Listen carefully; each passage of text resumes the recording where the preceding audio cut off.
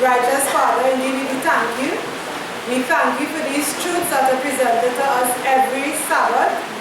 We thank you for these truths because it separates us from the world. And Father, help us to keep these things in our mind as we prepare ourselves for the baptism that is about to take place. Through Christ our Lord. Amen. Amen. Sister Cindy.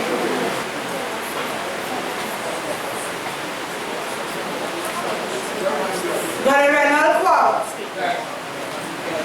Brother Gavin Douglas. Sister Eula John. Sister Lisa Douglas.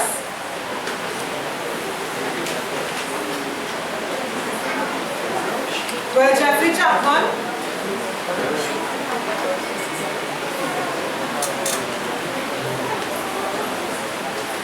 Sister Evelyn. Sister Ayana Jones. Brother Colin Jones. Brother Michael Jones. Sister Felina Jones. Sister Jennifer Wong. Sister Vota.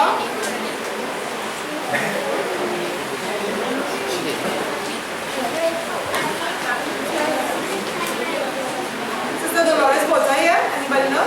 San Marie. Sister Vota, you know? Vota. Sister Dolores. Okay. Brother Marcus Sanford.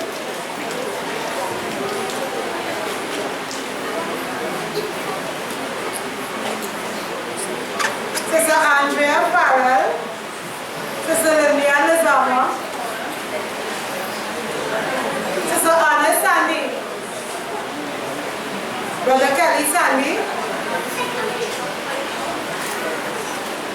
Brother Sandy is dad. Brother Travis.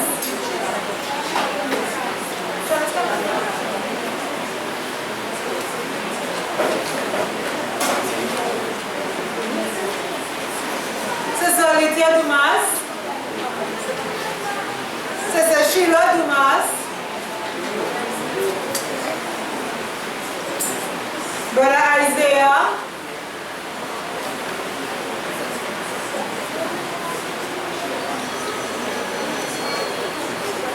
Sister Annabeth.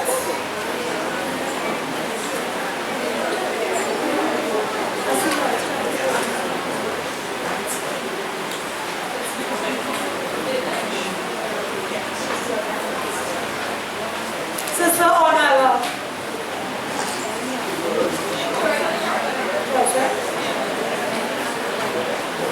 Sister Shabani. Brother Gaitan.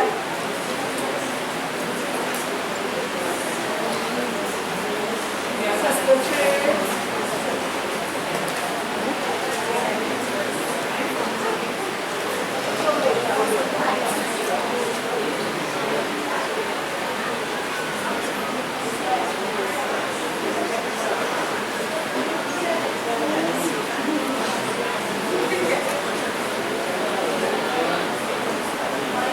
Sister Carrie. Okay, Brother Leah.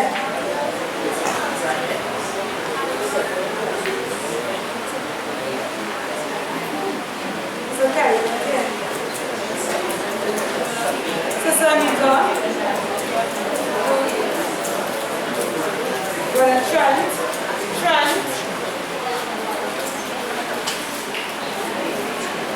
Brother Israel. Brother Hamilton.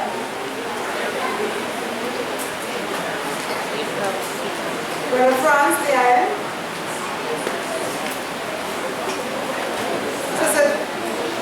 Sister Jacinta. Brother Hugh. Sister Janicia Farah.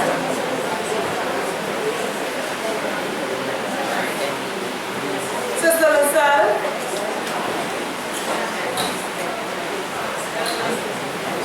Brother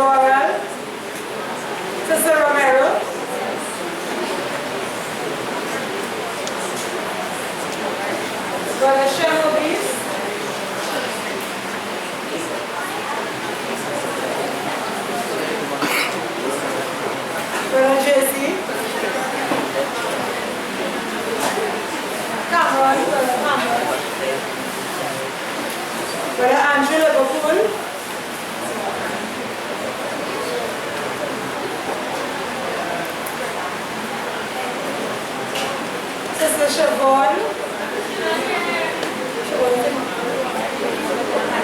Sister Cheyenne. Saya.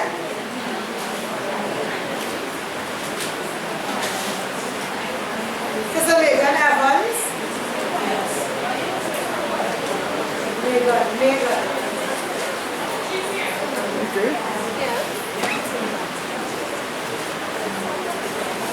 Brother David Mohammed. Sister Brittany Marcelin. Sister Brittany, please come in front.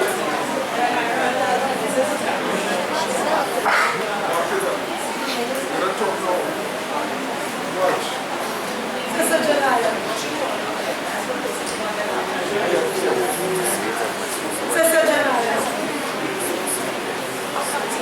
Sister Janicia Farr. Brother Cummins. Okay, my dear brethren, let us just have a short word of prayer, and then we will get into our baptismal study.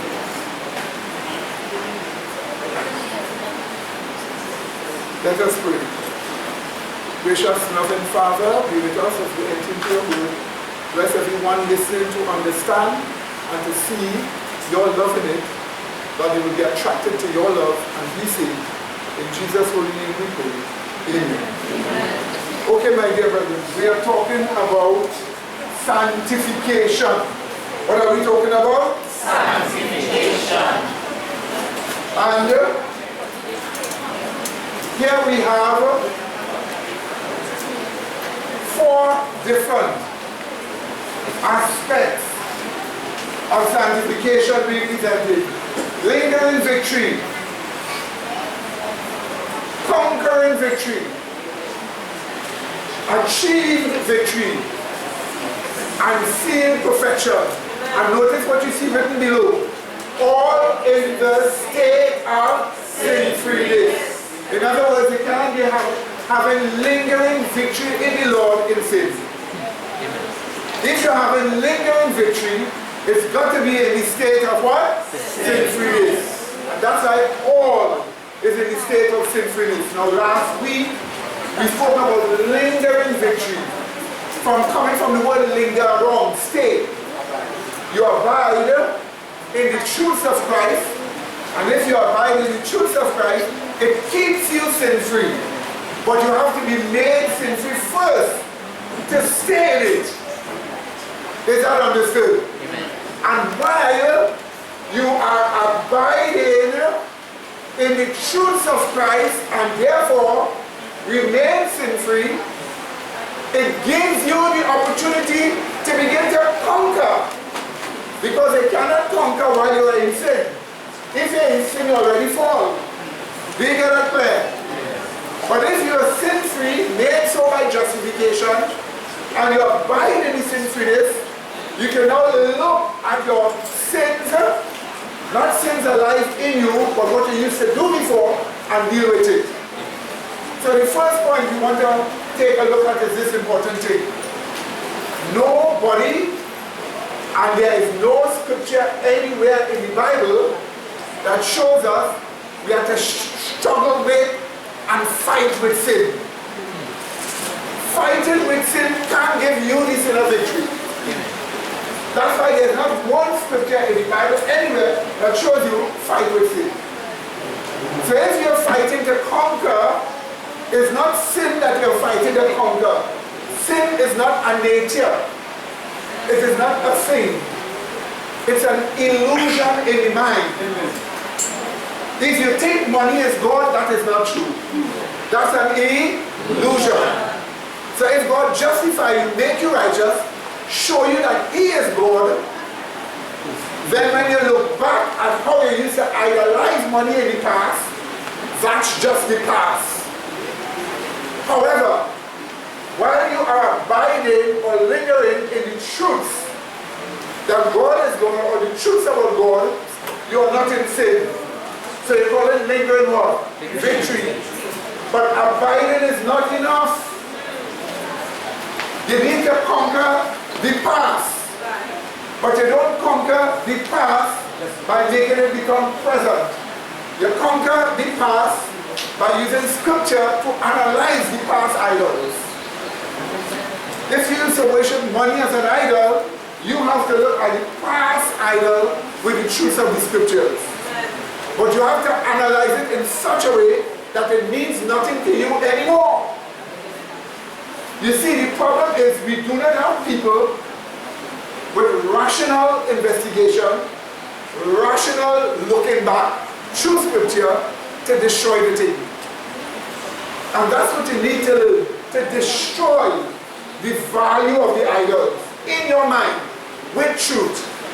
So while you are abiding in the truth of Christ and you are sin-free, you have an opportunity now to look at the wrong and destroy the wrong without going back into it. And that's what we call conquering what? Victory. Now, we want to look at conquering victory by looking at a couple of scriptures here about this matter. First of all,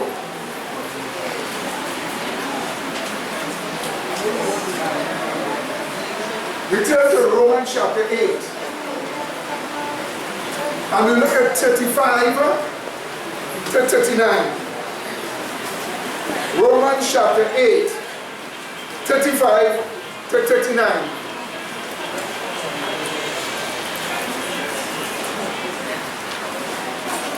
And brother,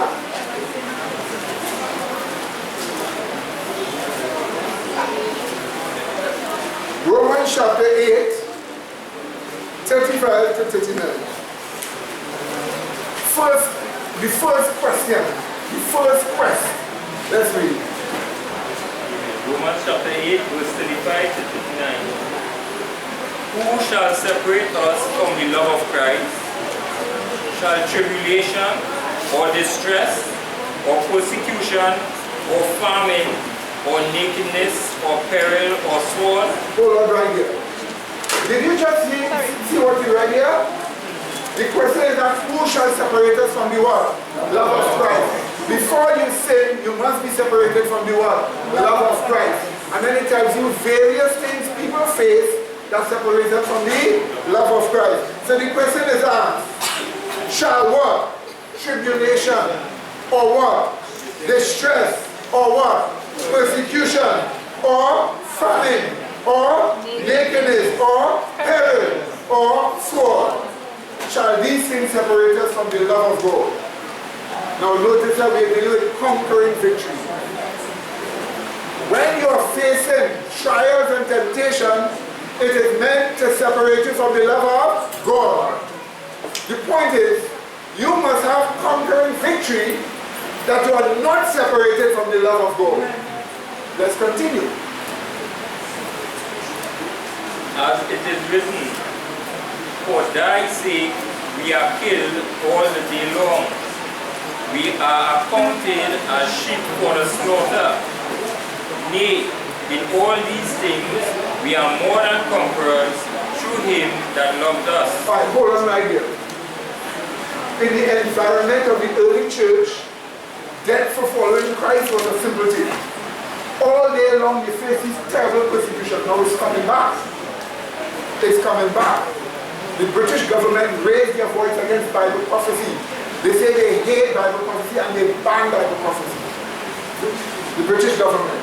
The British government hate what they call conservative views. If you believe you're supposed to take care of your nation, if you believe sodomy is immorality in the wrong place, it's immoral already and it's in the wrong place. That they are against you saying that. So it's coming back again. In other words, they are hating you more and more. And great big persecution is about to break out. But in those days, the early church faced all kinds of terrible persecution. But he says those things can't separate us from the love of God. In all that we are more than what? Conquerors. In all that we are more than what? Conquerors. He's expressing conquering what? Victory. Now let's read on. For I am persuaded that neither death, nor life, nor angels, nor principalities, nor powers, nor things present, nor things to come, nor height, nor depth, nor any other creature shall be able to separate us from the love of God which is in Christ Jesus our Lord. Right, so none of those things are able to separate us from the love of God which is in Christ Jesus. Now let me just quickly put this here, watch me. The love of God which is in Christ Jesus, watch me. I'm just doing this drawing here. That drawing is Christ Jesus. Okay? We call it the character of Christ. Okay? We are told the love of God is in Christ Jesus. Right? The character of Christ. It means when you look at the character of Christ, what you're supposed to see? The love of God. And if nothing can separate you from the love of God, then you're supposed to look at the love of God in the what? Character of Christ. Is that understood? And the character of Christ is the truth in the Bible. So the truth in the Bible, the character of Christ, is supposed to show you the love of God. And if nothing can separate you from the love of God, it means the truth of Christ in the Bible is supposed to continually show you the love of God that nothing can separate you from.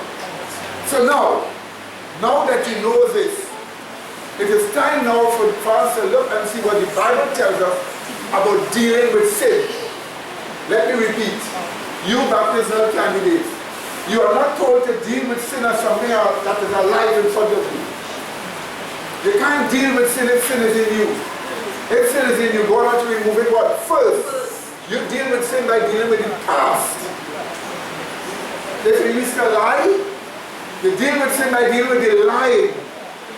But you're not lying while you're dealing with it. Impossible. But you're dealing with sin by dealing with the lying. Since the lying is past, you now have to explore and see what's so bad about the lying. And learn to hate the lying by the truths you learn about it. Amen. So let's now turn to Romans chapter 6. Sister Jenna. Romans chapter 6. From verse 12.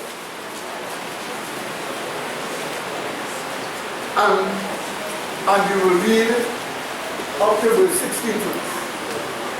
Romans chapter 6, 12 to 16. Now pay attention, the Bible is showing us how to practice conquering victory. How to conquer wrong. Let's read. Let not sin therefore reign in your mortal body, that ye should obey it in the lust thereof.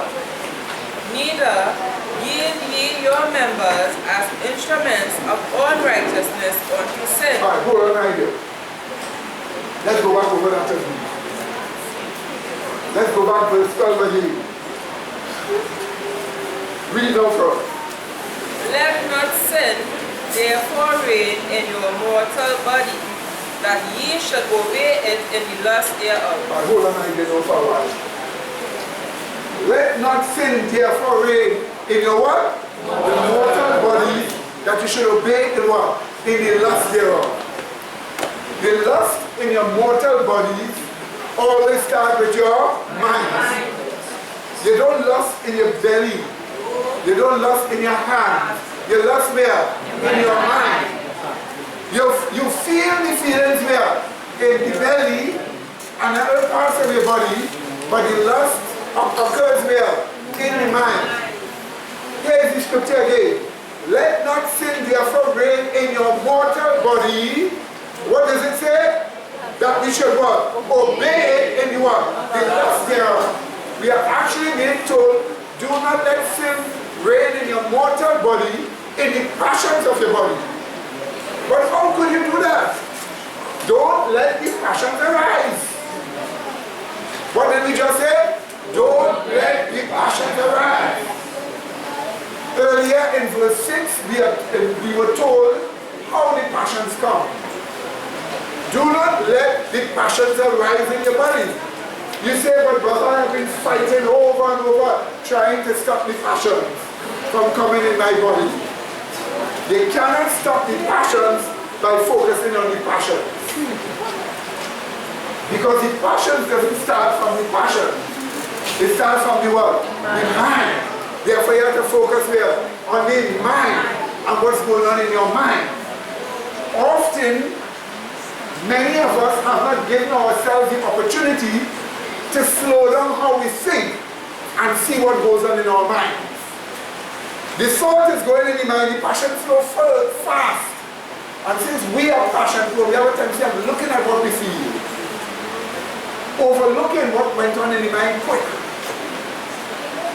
And if we are told, let not sin reign in your mortal body, that you should obey it in the lust thereof, we are being told the passions in your body should not be obeyed. But if you're not supposed to obey the passions in your body, the question is, how do we stop the passions? We stop the passions by stopping what in the mind causes the passion. Are you listening to me? We stop the what? Passion by stopping what in the mind causes the passion. Are you listening to me? Yes, yes. You need to investigate yourself, baptismal candidate. You need to investigate yourself and see why your passions flow. What ideas in your mind cause the passions to flow? Now watch me. If the passions is in your mind, you can't do it. But when God justifies you and you are lingering in the truth, it is the best time for you to investigate your own mind and see why you cause passions to flow in your body. Often here is what you will find. You will find the knowledge you have of the thing that the passions flow for is deceptive. The knowledge you have of the thing that the passions flow for, that knowledge is deceptive. And when you investigate the knowledge and see what it is all about, it's nothing. It's just a sensation for a moment. A sensation for a moment could overthrow a nation. Are you listening to me? And that is the reason why you have to investigate your own mind and know why you allow or why or what causes the passion to flow. But let's not just stop here. Let's continue and see what it told us again. Continue, sister. Verse 13. Neither yield ye your members as instruments of unrighteousness unto sin, but yield yourselves unto God as those that are alive from the dead, and your members as instruments of righteousness unto God. Alright, so let's go back over that again, piece by piece. We are being told to yield and not to yield. Notice, neither yield your members. What does it mean to yield? To give in to. To yield. To give in to. Then you are told, somebody putting pressure on you, yield it. It means give in to the pressure. Give in to the pressure with your mind, by a choice of the mind. That's how you give in to the pressure. But the Bible is telling us not to yield and when to yield. So it is telling us how to handle dealing with sin. Let's look and see now. Let's go on again. It says this. Neither yield ye your members as instruments of righteousness unto sin. Stop there. Your members, your hand, your feet, your bowels, your brain, all those are the members of your body. You're being told, do not yield your members as instruments of unrighteousness unto sin. In other words, in your mind, tell yourself this: I am not going to take my hand to do that wrong. I am not going to take my so-and-so organs. You didn't hear that word? Yes. I am not going to take my so-and-so organs to do this wrong. Understand? That's what you have to tell your mind. Yes. The moment you tell your mind you're not going to take your organs to do this wrong, the first thing you're going to have to say is, what am I looking for with my organs? What are you looking for? A 15 or 10 minutes temporary thing? The point about it is still have to go back to God. And usually you destroy the organs, because transgression, which is a wrong value, and you use your organs with, after a while, the organs need something new. So then you have to go to something new, and then something new. Eventually there's nothing to go to. By that time they have destroyed the organs. So we're being told, do not yield your members as instruments of unrighteousness unto sin. Instruments of unrighteousness. Watch. This is a hand. This is an instrument. The hand can do various things. Now if I take the hand to stab somebody, I'm using this as an instrument of what? Unrighteousness. The Bible is telling you, don't use your hand as an instrument of what? Unrighteousness. Is that understood? Yes. And that's the reason why before you do anything with your body or with yourself, think and see what you're going to use it for. Think and see what you're going to use it for. But here's the shocking point. Remember, before you used to do the wrong. Now you are lingering in the truth. As you are lingering in the truth, you remember the wrong. You remember how you use your body to do the wrong, so you begin to investigate, what am I going to do this for? To go and say, Lord, forgive me again and to give me a next chance.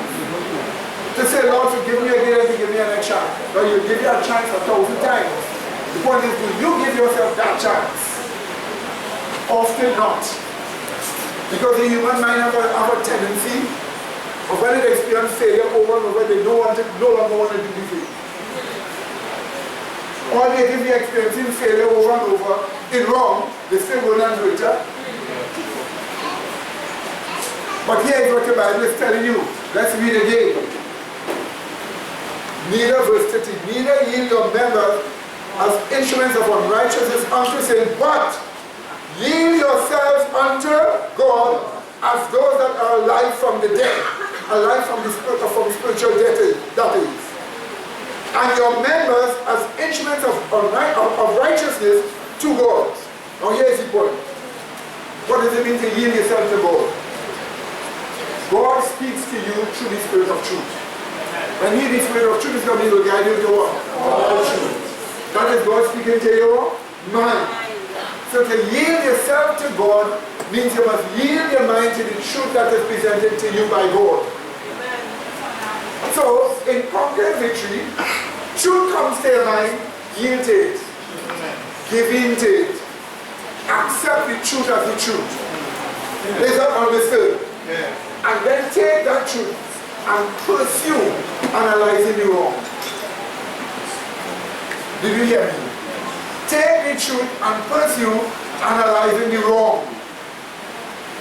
Often many of us do not think of the wrong that we do the right way. If you do something wrong and you need time, take some time by yourself, away from the noise, away from the people, and begin to analyze the wrong of the wrong. Are you listening to me? Yes, my dear. 1,000 things God will show you when you analyze the wrong of the wrong.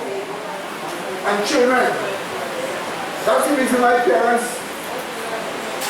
must have learned to put children on a chair in a corner for them to think. Amen. Amen. And if your child may be a 13-year-old girl or a 16-year-old boy, you lose nothing if you put that big person in a chair in a corner and tell them, take this copybook, take this pen, right or wrong, show me the wrong of the wrong. And they stay in there until they do it. Amen. And whatever you have to use to enforce that rule, by the time the child finished, the child would have known the wrong of the wrong. And when the child see the wrong of the wrong, and know why you are against that wrong, their simple mind with simple logic will make them stop the wrong. And if they persist in doing the wrong, the rod of correction will drive you far from it. Did the Bible say that? Yes. Did the Bible say that? Yes. This is the reason why we are saying again, under conquering victory, You need to analyze the wrong of the wrong. And when you see the wrong, yield yourself to the truth. Yield yourself to the truth. You see, the parents themselves don't even know how to handle themselves. How can they handle children? And this is the reason why when parents, you do your exercise, when you see mommy and daddy sit down by themselves, quiet, thinking, immediately the first thing you think, oh, they did something wrong and they're working it out. So what do now? You put the children in a position where they have to go privately and what? Work it out. Unless you're too proud to show the children they did something wrong. In the long run, it always works so that you have to think about the wrong of the wrong and see what is wrong about it. So my little friend here is going to show me the wrong of some wrong.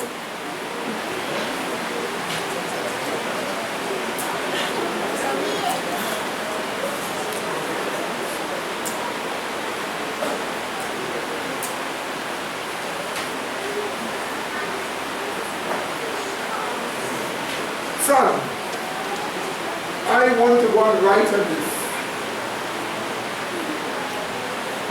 What should I do? Should I take a pen and write on it, or should I crumple it up first? Crumple it up first? I didn't get it. He said take a pen. I shouldn't what? Crumple it up first. Why I should crumple it up first? Didn't hear you. He said I shouldn't crumple it up first because the paper is the writing. But if I crumple it up, it's still write on it. Tell me more. Why I shouldn't crumple it up? He now needs to go in that corner. That's what we're talking about. You have to think further, son. Think further. If I tell you, I crumple it up and I could still write on it. Think further why I still should crumple it up. Go further. Watch me. Pursue. Going against the wrong. Think further. Why I should crumple it up?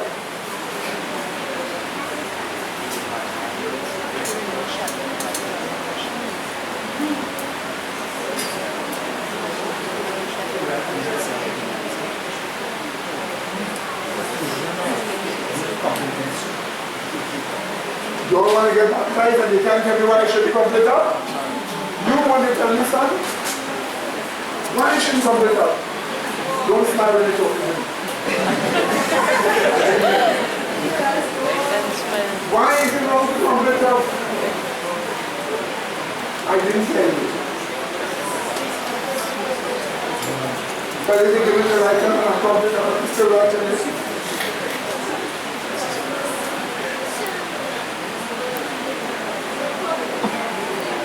I just say you shouldn't do it because it is wrong. I didn't hear anything else.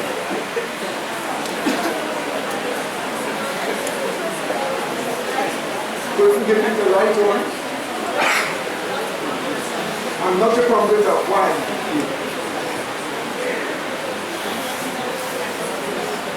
What did you say? He said because it's wasting the paper. He said because it is wasting paper, he now find another reason why I shouldn't crumple it up. Because it is what? Wasting paper. You're doing good. But if I crumple it up, and I still take the right of it, I'm wasting. Think further. Come on, sir. You do not know why? Just crumple it up. What about you?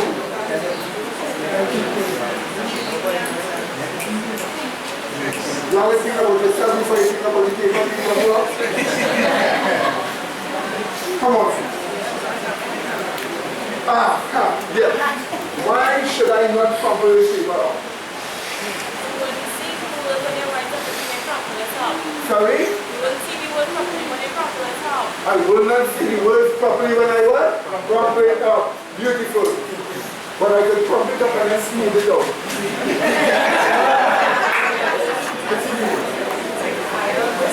But you notice what I'm doing here now? I am making your mind what? Push and what? Push and what? Push. push until you learn more. You people think too short when it comes to morality.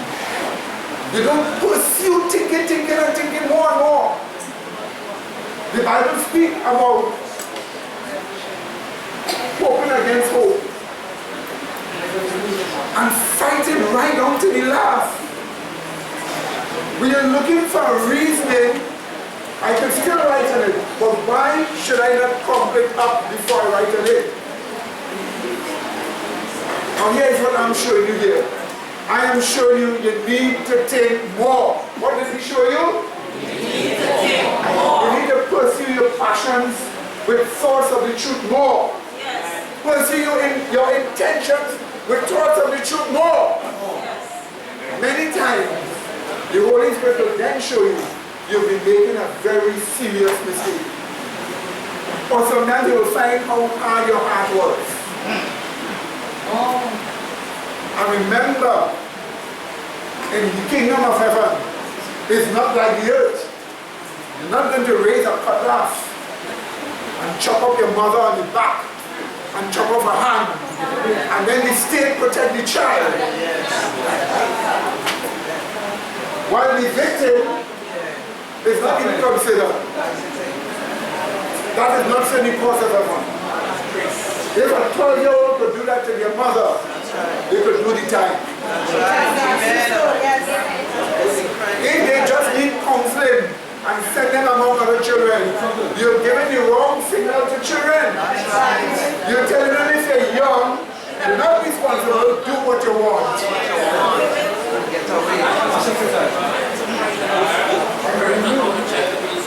Why shouldn't you? Something potential, but the real thing is if we can spend, right, I say, right, I just want to talk to people, so I spend months upon months thinking about one thing. And if you can't think about it, it's a new thing. And after that event, this guy who teacher, so let's say I spend 6 months thinking about one thing. When I reach 6 months something else up for faggot, I just keep on going for years. The mind have to get focused and stay focused until you start to get everything properly and start to think straight. Amen, amen. Sister, verse 14.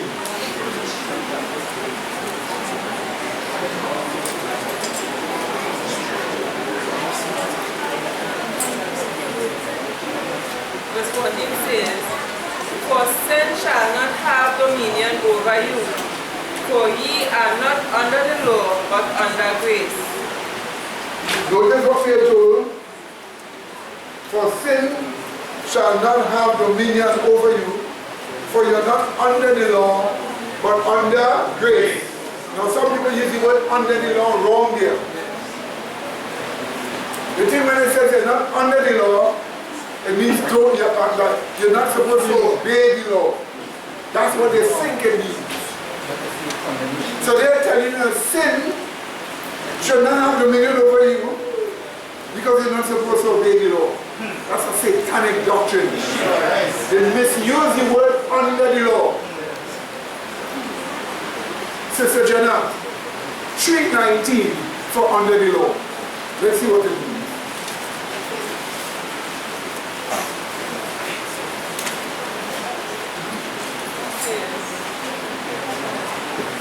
Romans 3:19 says, "Now we know that what things soever the law saith, it saith to them who are under the law, that every mouth may be stopped, and all the world may become guilty before God."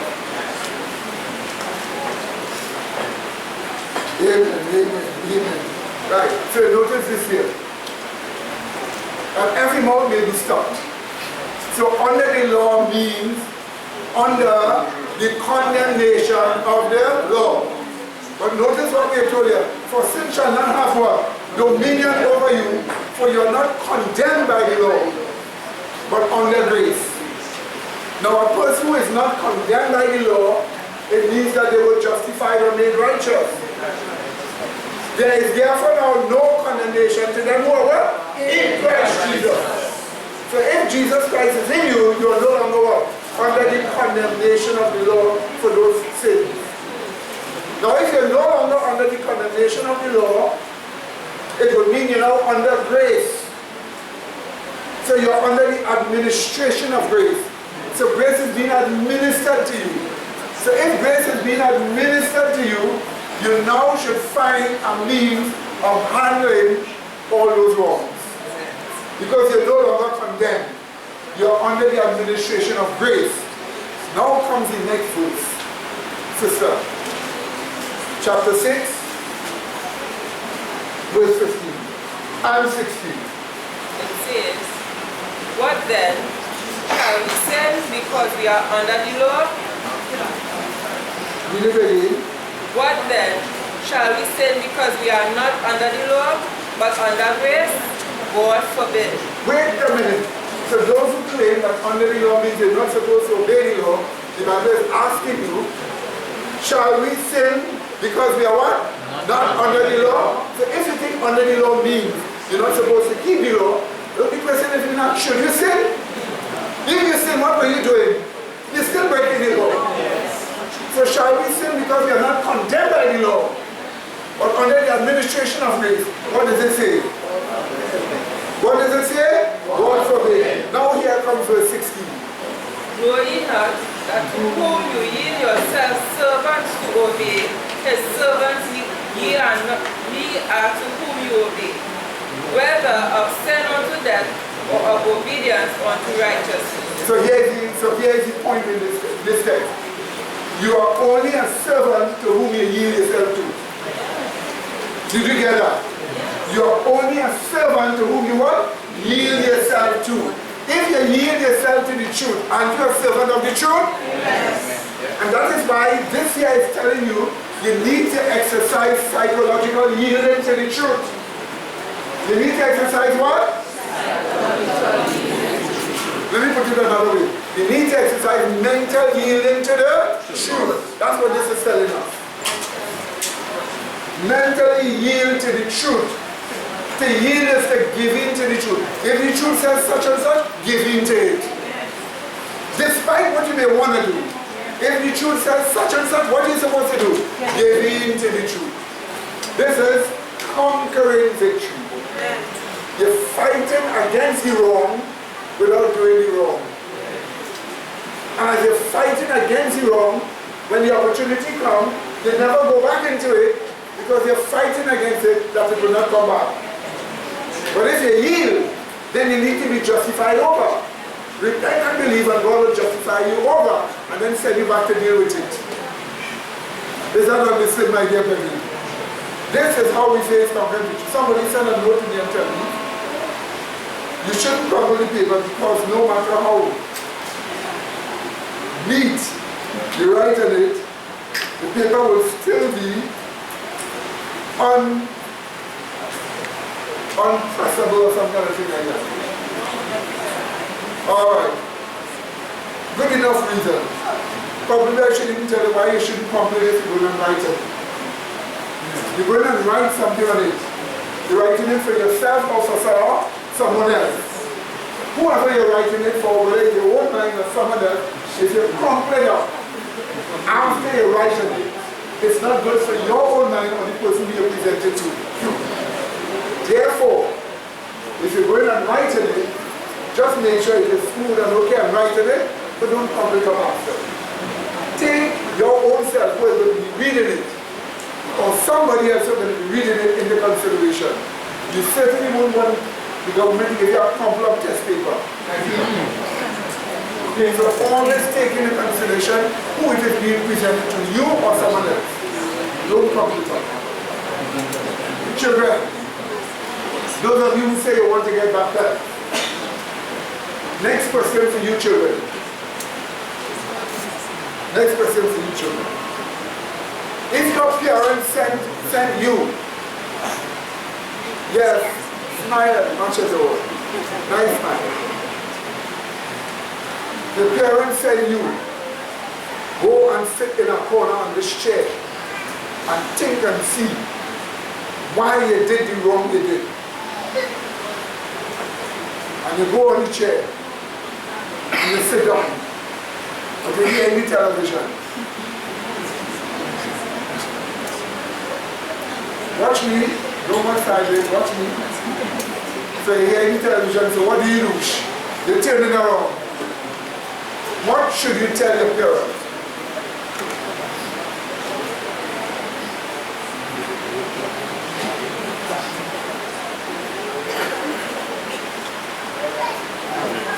What should you tell your parents? Tell them take the television off. I am thinking about my wrongs here.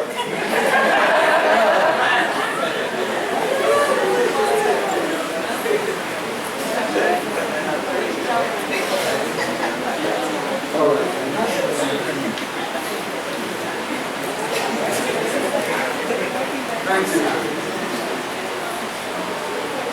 So, you see, that's what you're supposed to do. Every time a child's supposed to be thinking about himself, that is favorite time for that child. And I know some of you parents that their children so hard, they don't want to listen. If you have to give them licks to stay in the corner and think. Okay? Yes. They may come off after a while and tell you they think enough. Then you question them, what do you say? Yeah. And if you didn't get enough answers, go back. Amen? And then again, they tell you, they get the answers, question them. And if they didn't get enough, give them a suggestion and send them back. I am trying to tell you, you might come out of that corner through a in the morning. But you know one thing for sure, when you come out, there's trouble for all of us. What do you say? Amen? Amen? Usually children's hands are not supposed to be so hard. When people get older and are seasoned in their reasoning, to come to the wrong, you have to go through plenty reasoning. So it takes longer to deal with older people. But since the children are so small, it takes a shorter time, except they're young and they're thinking very bad. And that's the reason why parents ought to put their children in a corner and let them think. Think about the wrong of the wrong. Right? Usually they say think about the 3 or 4 W's. The wrong. What is wrong with the wrong? Why? I did wrong. And it could come back again, what can be done to deal with it? And let them think. Is that understood?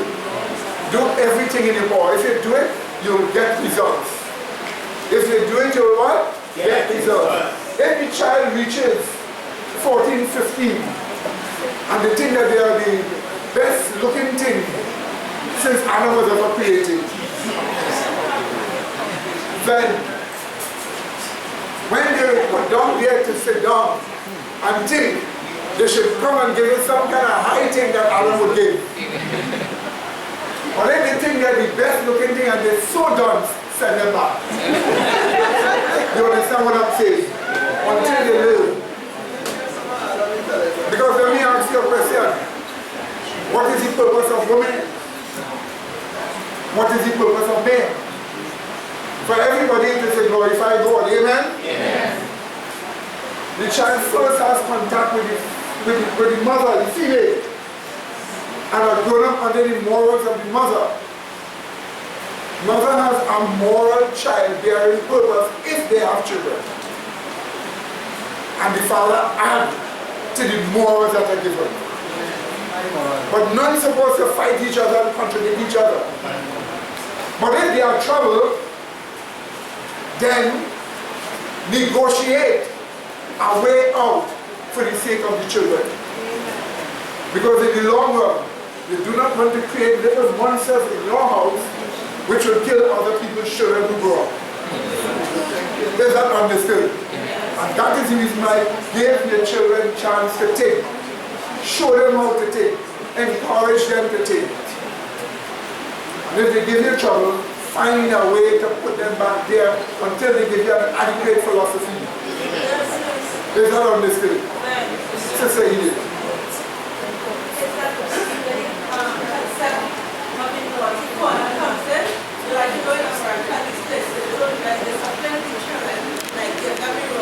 When I say, okay, go to the corner, and you know, is that the corner? No.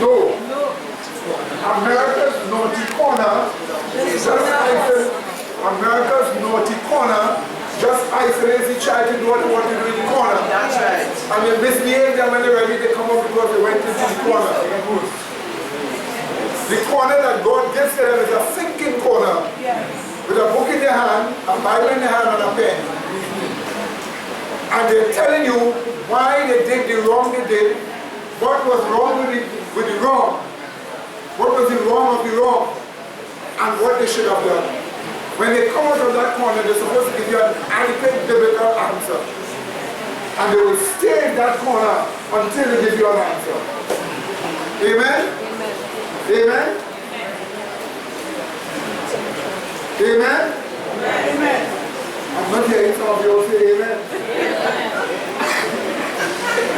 Some of the other children looking at the other children before they say amen. Okay. Now, another thing about achieved victory, about conquering victory. Let's look at Ephesians chapter 6. Sister Risha. Ephesians chapter 6.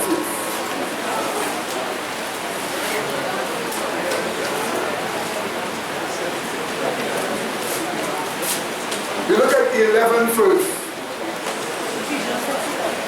Ephesians chapter 6, we look at the 11th verse.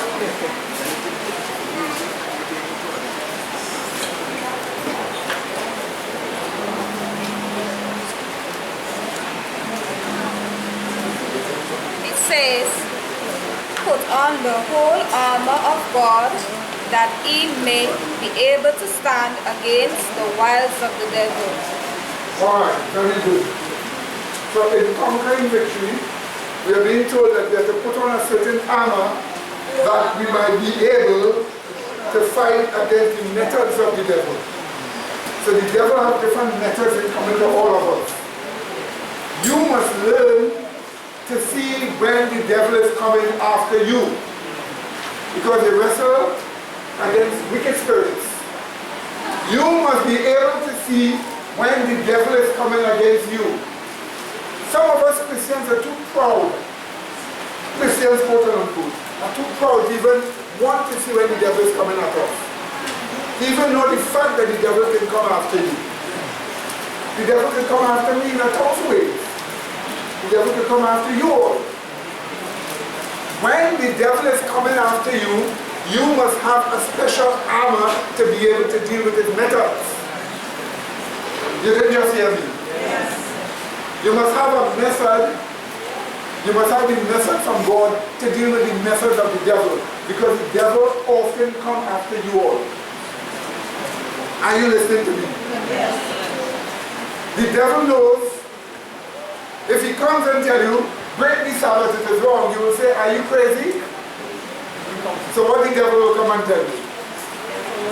The devil will come and tell you, the Sabbath is a wonderful day for you to rest. Just rest.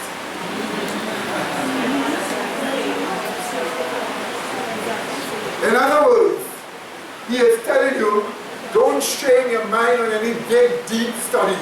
Rest. So he has gotten you on the Sabbath day to lay down your vigilance and to cool your discernment. He comes to you 1,000 ways. He comes to you sometimes with a very good friend in the church. Another friend right in the church. But the friend in the church always never have a habit of telling you the truth, but always some kind of secular talk. So you know the friend is supposed to be a Christian in the faith, but the friend always seems to be telling you something that is not exposited Bible truth. After a while you just like to hear that. After a while you just miss the friend. After a while you just want to lie with the friend. And miss important truths necessary for your own salvation. Amen. The devil knows that in a church where the truth is preached, 3 minutes could mean a lot.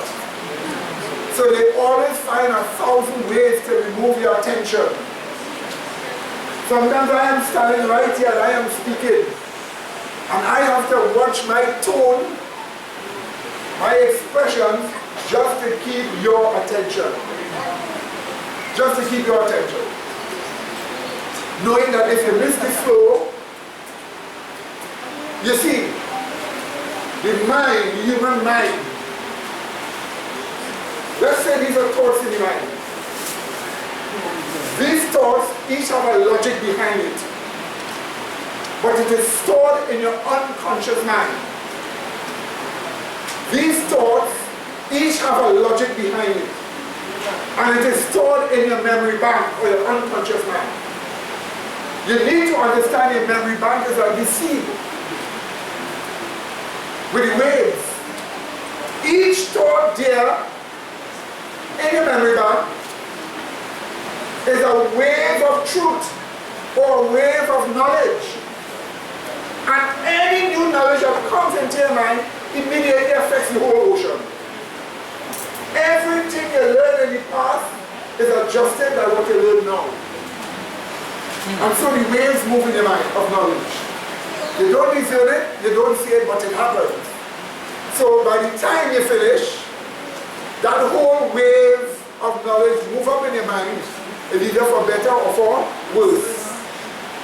That's why you have to protect your mind with the truth. What do you say? That's why you have to learn the truth. That's the reason why when you see me stand up here and giving you a study, I don't just give a study for chancing. You notice the studies I give, they all have a particular kind of quality. Yes. They have a connective kind of quality, and I get touched on the particular thing. Because when Christ spoke to the disciples, he said, now you are washed. But not all. Yes.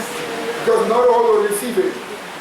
These truths are structured to wash your mind a certain way. When you finish, you have a vision and a mission and an anxiety to fight the evil. Whether it is from government, international bankers, sick sodomites, or mentally ill gender people. You're ready to fight. Or whether it is some evangelicals that so think their false religion is so good that they can reject the Seventh Day Sabbath. So these truths are given in a particular way to help you. All you have to do is to allow them to reach your mind by focusing and paying attention. Are you listening to me, my dear brethren? By paying attention. Always remember in this book, when I studied the depravity of man, 6 months straight non-stop. When I studied the depravity of man in this book, 6 months straight non-stop. Every day, morning, noon, and far into the night. All the errors, I had to fight and kick and ask the Holy Spirit to direct until he gave me signature. 6 months. When I came to the investigative judgment, they asked for 3 months, non-stop. Whether it is pastor this or pastor that said this, theologian this or theologian that said that, all that had to be dealt with. So let me show you again. The Bible clearly tells us, from what we just read here, that they put on the whole armor of God. Part of the armor covers your mind. Let's see. Sister Rachel, let's go on. You will read from 13 to 18. From 13 to 18. Wherefore, take unto you the whole armor of God, that ye may be able to withstand in the evil day, and having done all to stand. Just hold on here. Withstand the evil day. Do you know what is the evil day? The evil day is the time when a flood of temptation takes you. Every one of us have our evil days. When a flood of temptation takes you. Even Jesus Christ. Because he identifies certain hours as the hour of the powers of what? Darkness. There is always an evil day that you have to face. That's the time you are flooded with many temptations as an individual. And you're being told the armor is to help you conquer when your evil day comes. Because when your evil day comes, remember, evil angels are always telling you one thing. They are not saying they're showing themselves for you like an individual. They're saying, you in your mind, let go. That's what they say. Hey, break your mental connection with God. Just decide you don't want. Just decide you no longer want to. That's all they're seeking to tell you. Because you know, once you decide that in your mind, you sever your connection with God. And they certainly will replace that connection. So this is the reason why you have to prepare for your evil day. You have to prepare for what? Evil day. We all face it. How do you know the day is your evil day? How do you know the day is your evil day? Remember, you know yourself. Remember, you know what your weaknesses are or have been. You remember, you know things that affect you easy. So then you remember, you know when it is coming into you like a flood. And not because your evil day, not because somebody doesn't expose your evil day, it means they don't know. Because sometimes you could just meet a person and know that your evil day is coming. And when you know that your evil day is coming, you know very well what to tell them at the right time to help them before it comes. Amen, brethren? You know exactly what to tell them at the right time before it comes, when their evil day is coming. And that's the reason why, when you are a minister of the gospel, it's not man that makes you that way. It's the Holy Spirit. Because you imagine you are meeting people, and you could discern their evil day is coming, and you could be giving them the right words now without they even knowing what is coming. So you have to be helping them before they even know what's coming. And sometimes, just only how you present yourself before somebody will go a long way. You didn't hear that? Just alone, how you present yourself before somebody will go a long way. And this is the reason why you have to be very careful. What did we just say? You have to be very, very careful. You feeling sorry for your own self. You feeling sorry for your own self as to how you're treated, sometimes without respect, sometimes without regard, sometimes so cold, and sometimes without sympathy and understanding, will know that you are never to transmit that kind of experience to somebody else. But how you want to feel, how you want to be, make sure you pass it on to someone else. What do you say there? And doing that, you could turn a large tide of evil from people. What do you say? Is that understood? You see, human beings have what you call unruly thinking, unruly minds. And it is not an easy thing to handle unruly minds. Is that understood? You have to have wisdom in handling what? Unruly minds. Sometimes patience is the best medicine. Sometimes they could break forth with 3, 4, 5 swords to chop because they fell up. But always remember, long swords cut your own self. So be careful. So you want to wear this armor, you want to have this armor to deal with the evil one, to deal with the evil day you yourself will face.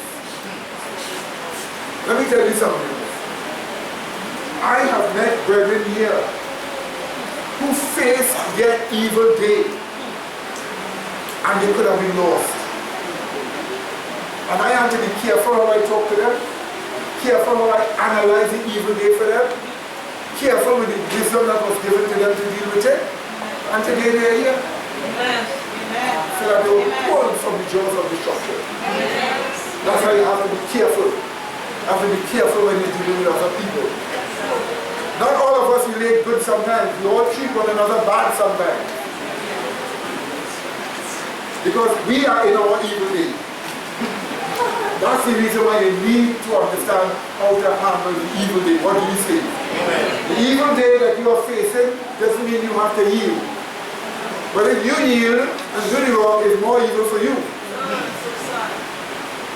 So let's see the kind of armor you are to have to deal with the evil day. Remember, it is deal also covering the mind. Deal with what is in the mind. Sister Rachel. Stand therefore, having your loins girt about with truth, and having on the breastplate of righteousness, and your feet shod with the preparation of the gospel of peace.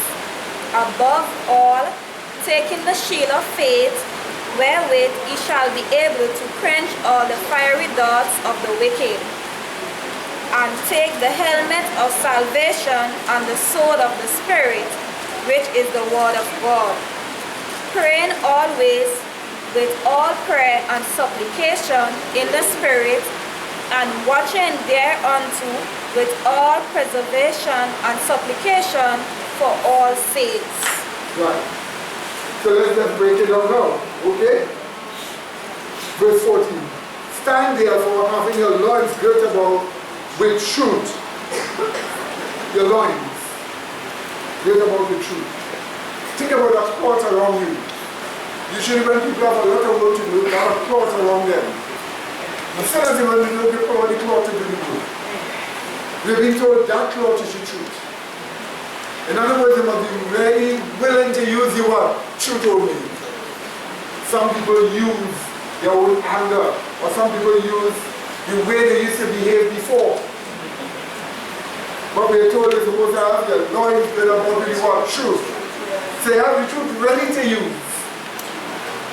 But it didn't stop there. It goes on. It says here, and having on the breastplate of righteousness. Breastplate of righteousness. This jacket is something like a breastplate. But we are told of righteousness. When you appear in front of people, the first thing they see is what you're wearing in front of you. What they must see is righteousness. But they can only see righteousness if it is in your heart. So already you are being told, appear before people with righteousness in your heart, that it may seem what? Clothing you. Remember what the Bible put it? The righteousness of God which is where? Into all and what? Upon all. Clothes. Your breastplate. So that is what you're being told. You must appear before people. Amen. You must appear before people, let them see that righteousness that you have on. Let me tell you something. If you know you're going to lie with some people, and you know where you're going, you're not going for them to see any righteousness, you already know you're going to sin. But you're going among them for them to see righteousness, regardless of if they reject you or not. Because that righteousness is your protection. Are you listening to me? It is your protection. Because it is your breastplate. You must remember, this is what happened to this dear sister this morning. They saw her breastplate of righteousness and it caught their passion. So they decided to follow. That's why you must be abiding in the truth. What do you say? Amen, brethren? That helps you. That helps us. Let's go on. Again. Verse 15. And your feet shod with the preparation of the gospel of peace. Aha. You know, many people do not understand that statement is a correlation between your mind and your feet. That is a correlation between your what? Your mind and your feet. Anyway, where are you going? Where are your feet tend to go? What is in your mind determines where your feet are turned to go. But if your feet is always going to do God's will, it's because in your mind you love the will of God. Amen. Is that understood? So your feet turn so to go and do the will of God. It is shod with the gospel of preparation in your mind. So here your movement is supposed to be checked by the faith in your mind. That's why where are you going? Where you come from so late in the night? Where were you? What are you doing? Some people give excuses. But one thing we know for sure, that feet didn't turn up according to the faith. So you have to be careful. Amen? Amen. But that's not all. Let's read on. Verse 16. Above all, taking the shield of the faith. I read it the way it is in the Bible.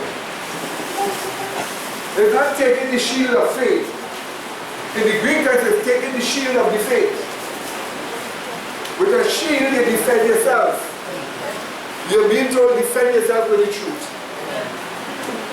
Empires stand down because of the truth. Defend yourself with the truth. That's what you're being told. All this is conquering victory. So you have this armor to conquer sin. So you're being told to have the shield of the faith. The revealed truths of Christ, which itself deals with domestic sinfulness. Sinfulness in your life. But let's read on. It goes on. Above all, taking the shield of the faith, wherewith we shall be able to quench the fiery darts of the wicked. So the devil is also always pelleting false knowledge at you. Pelleting false knowledge at you. You block it with the faith. I am sure, since some of you have now been coming here, you hear people come and tell you all kind of errors to turn you from the truth. Yes. They always come and tell you some kind of error to turn you from the truth. Yes. So, block them with the shield of the faith. What did he say? Amen. Is it not strange you're trying to tell you to come away from wrong by telling you wrong? Did you imagine that? If you want somebody to come from wrong, what are you supposed to tell them? Right. But they're telling you wrong to turn from wrong. And they themselves are miserable because they don't even know. So true. Some people could tell you everything about here and they never was here.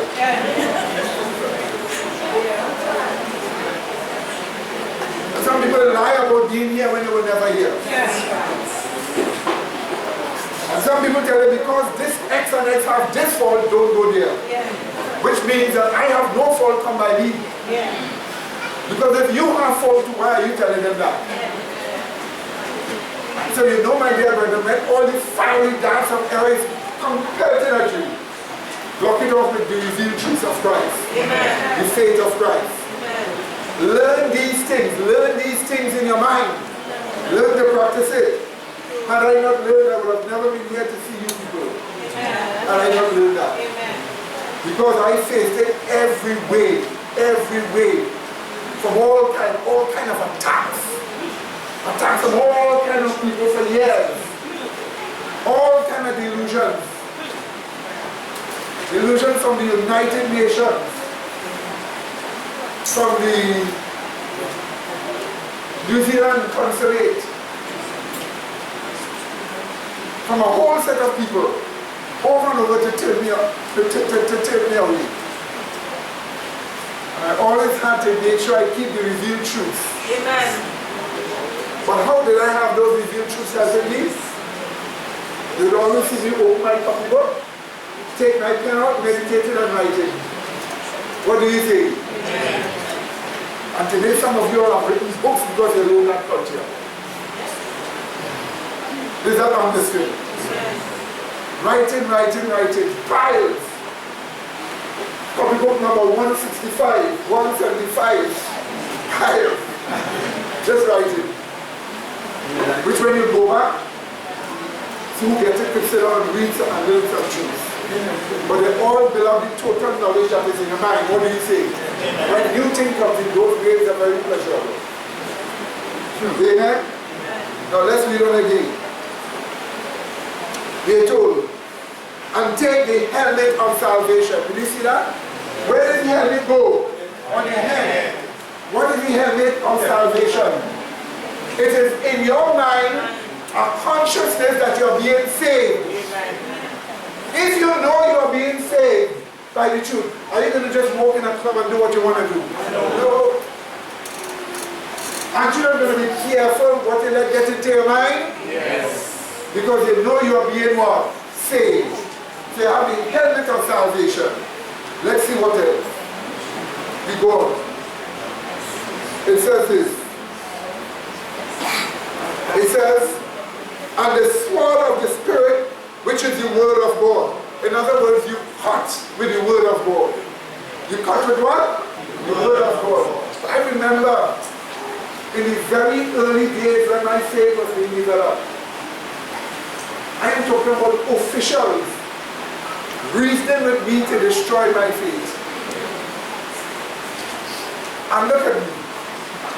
I didn't have the Adventist church to help me because they themselves didn't know. I didn't have godly parents to help me. They were dead. And I didn't have friends to help me either because they themselves didn't know. And I had top officials reasonably destroying the knowledge that I had. And I had to be fighting to keep it in my mind, fighting to keep it. And then I would go home. I would sit on the road, pull out my notebook, pull out my pen, think what they were telling me, use the scripture, reason it away, and write. And I'm not stopping writing until I get it right. Then when I got it right, I'll read it once, twice, 3 times, and I'll show my heart before God. What do you feel? And I'm talking about top officials. I'm talking about related to the UN. That's what I'm talking about. So those evil days, you have to use the sword of the Spirit to cut. I remember the sword of the Spirit to cut and cut and cut and cut. Who would want to engage in physical violence? I remember I had to put aside the physical violence that I knew and just cut with the truth. What do you say? Amen. Until the issue will gain. Amen. So that's why we are told, use the sword of the Spirit, which is the word of God. And then we are told, praying always, notice this, praying always with all prayer and supplication in the Spirit. Hold on, what does it mean to pray always? If I'm talking to this sister now, I'm not praying. But the Bible says pray what? Always. This is where you learn, and this is something we will talk in this teacher again. Don't want to go too much into this. This is where you learn to have what you call dual operation of the mind at the same time. Let me give you an illustration of dual operation of your mind at the same time. Let me give you an illustration of this dual operation. Okay? My dear brother here. So I want to hand him this. And as I'm handing him this, I am thinking something while I'm handing him. What I just did here, as I gave him, knowing what I was doing, a secondary thought was in my mind. It was a thought of truth to God. Did you just hear that? I'm doing it again. I'm giving him this. Right? Watching me straight in my eyes. So as I'm doing it, there's a secondary thought of truth in my mind as I'm doing this. It is where every single operation has a prayer behind it. And you have to practice that. Let me tell you something. After you practice that, when you go and pray, watch. When you pray and say, Father in heaven, you can't say Father in heaven and just only have those words in your mouth. When you say Father in heaven, you have something else in the back of your mind. Usually when a person says Father in heaven, that's a bright light with somebody sitting on a throne. That is a secondary thought while they take it. Only one thing, that's not how God looks like. The secondary thought must be some truth from the scripture, usually the spiritual law. Amen. And as you have the secondary truth of the spiritual law, while you're saying, that is a prayer that is continuous with supplication. So no matter whatever you're talking, whatever you're doing, there's always another prayer there. Is that understood? Now why he's being told this, it is because, why we are being told this is because we are being told you need to have a continuous connection with God. And prayer is one of that connection. So could you imagine, coming to you right now, could you imagine you going and just drink some water? Or just drink some juice? And as you're doing that, there's a context to that in your mind. Could you imagine that? You will say, well, who drinks water with a context? Who drinks water with a context? That's what the answer is. Who drinks water with a context? But you don't even know your own self? Watch this. I'm sure when you take this spoon and open your mouth, there is a context to you eating that. You're telling yourself you're not eating anything bad, eh? And you tell yourself what you're eating is for your health. What do you say? Amen? So you have a context behind that action. What do you say? And that context is a thought. But that thought is a spiritual thought. So it is supplication. Are you listening? Somebody said, this person crazy, everything the way I need is always God, God, God. Isn't that wonderful? Yes. Of course it is wonderful. Let's read the verse again. Pray always with all prayer and supplication in the Spirit, and watching thereunto with all perseverance and supplication for all saints. Now the part we're going to look at here is where it says they're watching thereunto. So everybody in conquering victory has a thereunto. What do we mean? You are not dealing with yourself without a future in sight. In other words, you're not saying I'm fighting against wrong without a future in sight. Everything you do, you have a future where? Inside. Amen? So you go to pray. What do you have? A future inside. You take up your Bible to read. What do you have? A future inside. But each of the future always has in it a stronger faith, a stronger person. Is that understood? Is that understood? Amen. That's what you have inside. Do you get that, my dear brother? And that's the reason why sometimes you talk to people, and sometimes you relate to people, because you have a future inside when you relate to them. Amen, brother? Amen. So remember this. Those of you who are baptismal candidates, we do not expect you to remember everything. But one thing we do expect you to remember is that you're supposed to fight the wrongs with the truth. What do you say? Amen. And if you have problems and you need help, there are always ministers in this church ready and willing to help. What do you say? Amen. Amen? Amen. It's not like we say, you just give a call and you will get the help. No Adventist minister ever gave me their phone number. To see them, I have to go on a certain day in the church building and wait. Yes. And 2 o'clock in the night when they're sleeping in their bed, they're not waking up to answer nobody. But as a minister of the gospel, you must have that connection where you're always willing to help at all times. Amen? Amen? That's how it must be. But despite how much you do for some people, it's never enough. But however, it doesn't matter. Do what you have to do. Amen. So my dear brethren, in closing,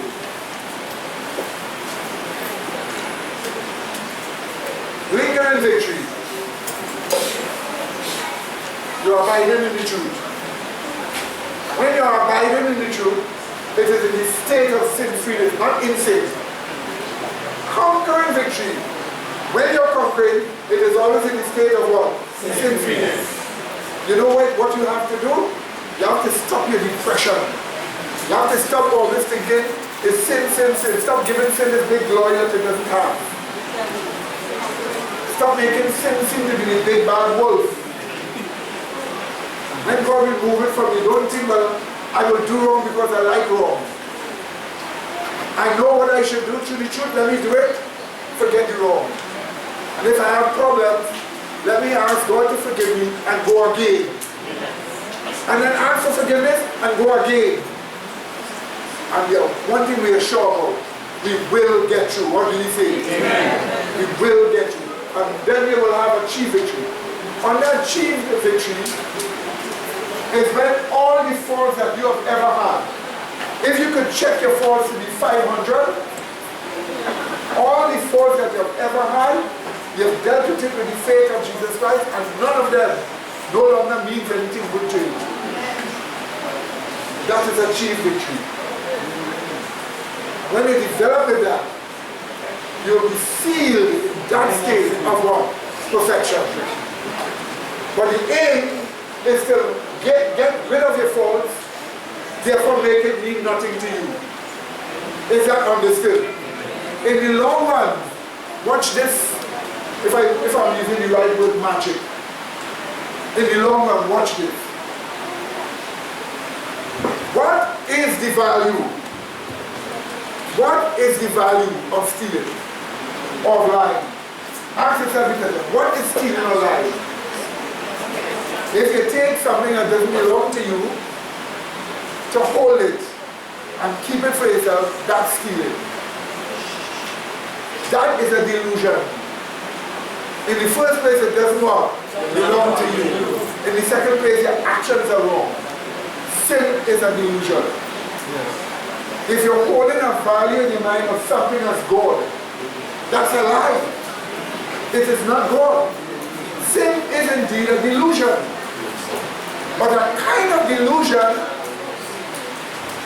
that you can act upon. But really, sin is nothing. Then stop giving it too much body. And stop giving it too much manifestation in your action. It's nothing. Learn to value it as nothing. Learn to keep it as nothing in your mind. Learn that way. If you ask, if I think the thought and I don't get the feeling, is thinking the thought sin. You must remember, a thought in your mind is not sin except you accept it as truth. So if you're thinking of something wrong, and while you're thinking of it, it begins to affect your emotions. It means in your mind, you begin to accept it as idealistic. But if you think of it, and you are sure you do not in your mind accept it as idealistic, it is not sin. But then you have to destroy it with the truth. What do you say? Amen. Amen, brethren? Yes. And if you think your mind is too diseased, a diseased mind is cured by being washed in the waters of the world. If you spend 50 hours in pornography, spend 60 hours in the Word of God. You hear that one? If you spend 20 hours thinking malicious things, put 30 hours thinking the truth. Amen. Is that understood? Always put more time. That's why you send your children in the corner all the time. So may God add His blessings to you as you remember these important points. And save yourself. Yes, my dear. When temptation comes away, the best thing is to go forward and pray. It will help. As they said, use the truth to block the evil that is coming in. And one more thing, I've been one from Seventh Adventist, but normally I just go try to help them with the truth, right? I went with my friend, and she gave me a warning that be careful that of the things that are telling the Adventists and pulling them from the church, from their church, because I'm going with them in the truth and showing them that they reject the message. So she gave me one. So when I present, that was Friday, when I presented the truth to her, she didn't want to hear anything. She said she'd go that already and use that toes here. I am Adventist. As much as I love you, she don't want to hear anything. But it really comes and tests to me because at that minute, I feel hurt and ask God, what is, at that minute, I was tested because at that moment I was like, is something that I do? Am I on the right track? For a minute there, doubt place. And then I said no. Then truth started to come, they reject the message and they profess they are teaching it. She didn't want to hear anything, and because I become a Tuesday, she didn't even open the door. She didn't, none of two of them. They didn't treat me as if, you know, they really love me as before. It's like they treat me like an outsider. Right? So there. Not every person you're called upon to talk to is to win into the truth, but is to become sharpened towards dealing with error.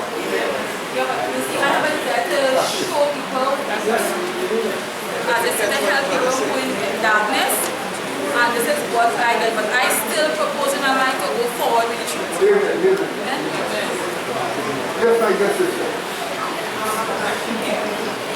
If they're related by, if they're banning Bible prophecies in England and they wrestling with you, how would they embrace the Sunday law? If they're banning Bible prophecy, you have to remember we have studied this. There's a fight between the king of the north and the king of the south. The king of the south is communism, atheism. The king of the north is false religion.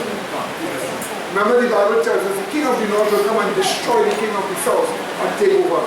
So if they're doing that in England, it is enough to make people ungodly that they don't want to hear the truth. But it doesn't mean that false religion will not take over legislation. It doesn't mean that. So it is going to happen.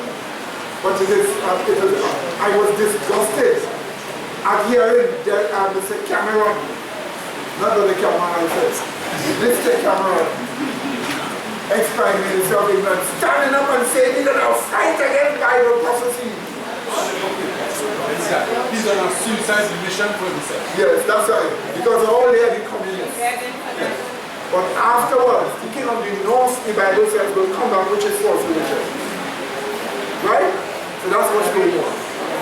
But either king of the north, king of the south, or wrong. Remember what California is doing? One more, watch me, one more house, the Senate, a bill has to go banning the Bible in California. Where they cannot speak against something. They can't even write a book against it. They can't even hold counseling with people against it. 6 sodomites dropped the bill, all Democrats. It has already passed the state assembly. And now they're trying to get it. But despite all of that, evangelicalism is going to sweep them off. Okay? For latest news.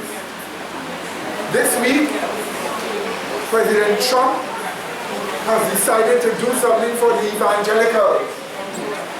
Everybody like American dollars. He has decided he is now going to fund the evangelicals. So they had a meeting and they will be getting plenty money from him to forbid their plans for the United States. So we know our Sunday law is coming.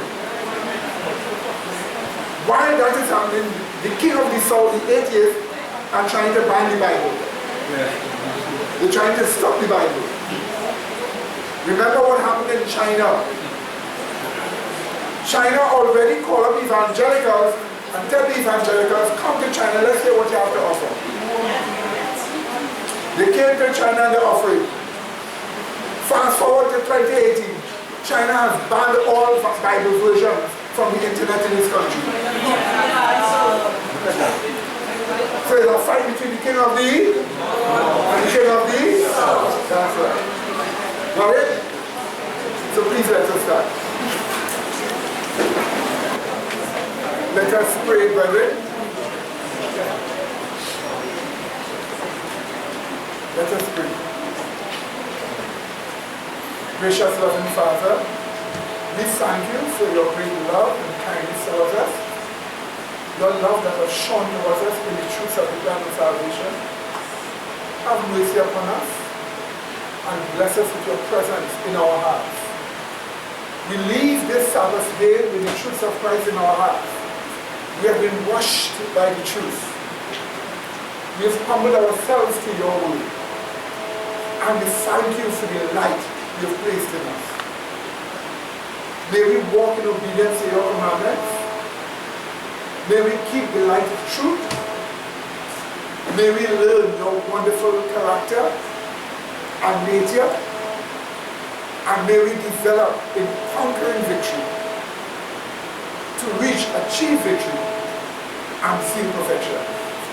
As we leave here to go to our homes, please keep us safe from all harms, trouble, dangers, and accidents. And may we continue walking truth.